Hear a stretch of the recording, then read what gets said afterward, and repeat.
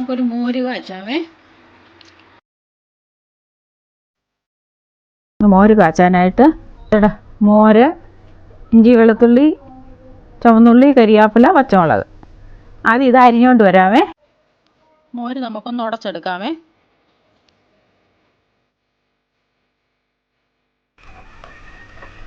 കട്ടയില്ലാതെ ഉടച്ചെടുക്കണം.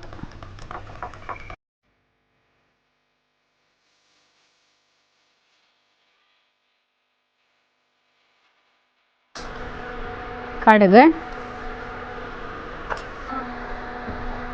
ഉലുവായേ, മുളക് ഒരെണ്ണം, വെളുത്തുള്ളി,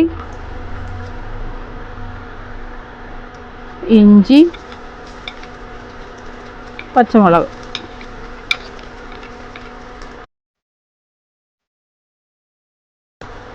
ചുവന്നുള്ളി,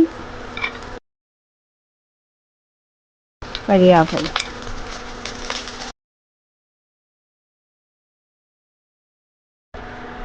മഞ്ഞൾപ്പൊടി,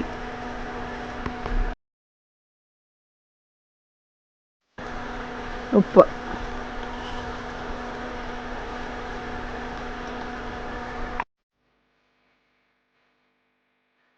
കരിയാതെ തീ കുറച്ച് വെക്കാം.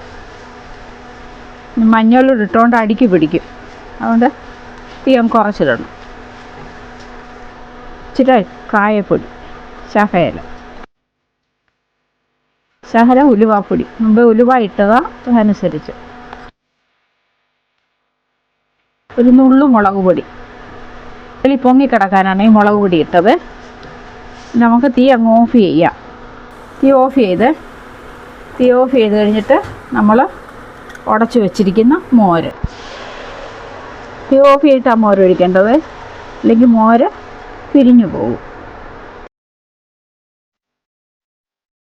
പാത്രം കഴിയിട്ടിട്ട് ഇച്ചിരി വെള്ളം ഒഴിക്കാമേ. ഇത്തിരി ഒഴിക്കേണ്ട, ഇച്ചിരി.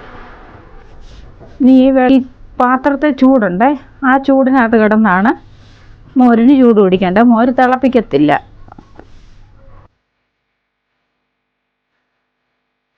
ഇപ്പോൾ നമ്മുടെ മോര് കറി റെഡിയായേ. ഒന്ന് 1 മിനിറ്റ് ഇങ്ങനെ ഇളക്കിക്കൊണ്ടിരിക്കണം. മോര് പാത്രത്തിന് ചൂടുണ്ടല്ലോ, അപ്പോൾ മോര് പിരിഞ്ഞു പോകരുത്, അതിന് വേണ്ടിയേ ഇങ്ങനെ ഇളക്കിക്കൊണ്ടിരിക്കണം.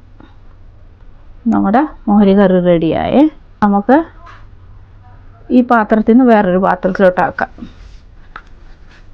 വേറൊരു പാത്രത്തിലോട്ട് കോരിയെടുക്കാമേ.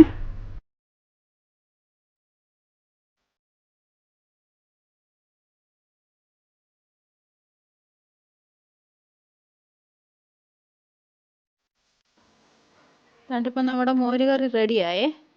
ചോറിൻ്റെ കൂടെ ഒഴിച്ച് കഴിക്കാനാണേ മോര് കറി.